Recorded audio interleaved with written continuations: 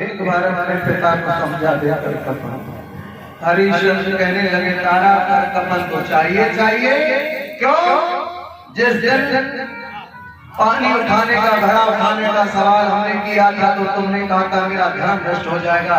वहाँ तुम्हारे धर्म का सवाल था और आज यहाँ पर हमारे धर्म का सवाल है, इसलिए हमने तुम्हारा धर्म नष्ट नहीं किया। रानी तारा तुम मेरे धर्म को नष्ट नहीं करो। कालू बेहतर मुझे निकाल करके बाहर फेंक देगा, मेरे धर्म की रक्षा कर दो तारा, बस कुछ नहीं चाहिए।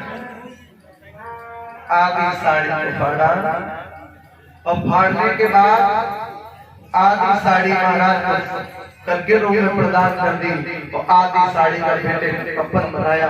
अब तो बिलास बेटी को बाल खोले।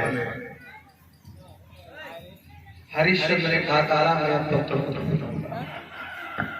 महाराज उसी समय क्या हुआ कि तारा वहां से भाग पड़ी और हरिश्चंद्र ने आज अपने पुत्र को कफन ऊपर से ढक दिया और ऐसे ही बेटे को लेकर छोड़ करके और वापस चले गए। कथावाचक कहते हैं कि हरिश्चंद्र ने और बेटे को दफना दिया।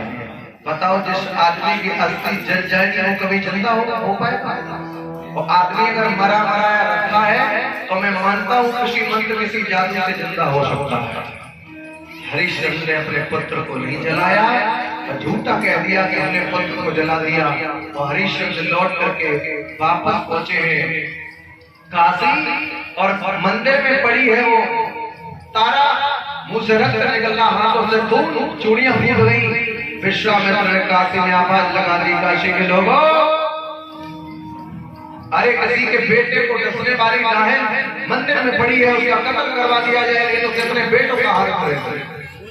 हरिश्चंद्र पहुंचे, कालू से सूचना मिल गई, हरिश्चंद्र ये लो तलवार, मंदिर में डाहन आई है जिसका शस्त्र। हरिश्चंद्र रोने लगे, पुत्र तो मेरा मर गया, अब मुझे अपने हाथों से मेरी पत्नी तारा काटनी पड़ेगी और कोई नहीं है। कालू के आदेशों का उल्लंघन तो कर नहीं पाएंगे। आज उसी समय तारा के लिए हरिश्चंद्र तलवार लेके चल पड़े। अपने हाथों से अपने हाथों से मुझे अपना पाप काटना पड़ रहा है। पुत्र का प्यार था वो मेरे बीच से चला गया, पत्नी का प्यार बचा था वो भी गया। अब कुछ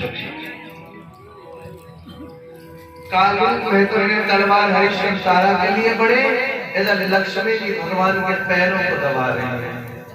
लक्ष्मी जी की नजर तारा पे पड़ गई और भगवान से लक्ष्मी जी कहने लगे, प्रभु एक काम करो, पल झपकते आपने अगर टाइम लगाया तो हरिश्चंद्र सत्तर का तारा की गर्दन काट देगा, प्रभु आप भाग के चले जाओ। तो भगवान मुरली चक्र सब भूल गए, भगवान ने केवल पीताम्बर उठाया और भाग पड़े।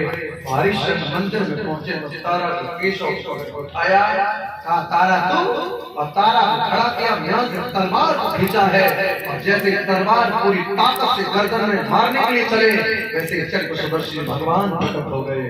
और जैसे भगवान